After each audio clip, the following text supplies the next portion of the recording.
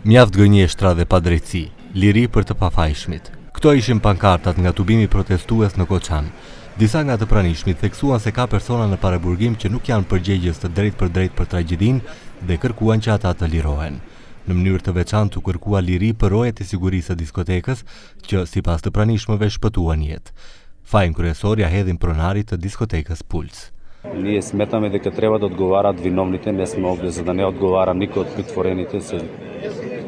Таму добро, ако погледнеме и знаеме дека има и виновни, пред се виновен собственикот на дискотеката. Koçanasit kërkuan hetim të drejtë dhe për këtë priten tubime të tjera në mbar vendin. Нито едно демократско право на изразување на мирни, би кажала, собири, не можеме ниту сме во насока на тоа да го стопираме. Но исто така, повторувам дека повикуваме на разум, повикуваме на доверба во институциите дека ревносно се справуваме со сите состојби. Derisa banorët e Koçanit kërkojnë lirimin e disa prej të arrestuarve, gjykata e qytetit ka miratuar kërkesën e prokurorisë për caktuar masën e paraburgimit për 30 ditësh për të gjithë të dyshuarit.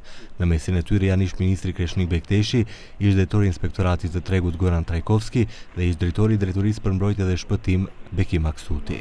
Në paraburgim janë edhe 3 ish kryetarët e komunës së Koçanit, punonjës të sigurimit, bashkëpronarët e diskotekës, punonjës në disa institucione, si dhe 7 policë nga Koçani dhe Shtipi.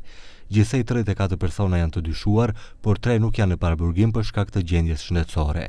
Të gjithë dyshohen për vepra të rënda kundër sigurisë publike dhe një person i punësuar në Ministrinë e Ekonomisë po hetohet për rishfet për dhënien e licencës false për funksionimin e klubit.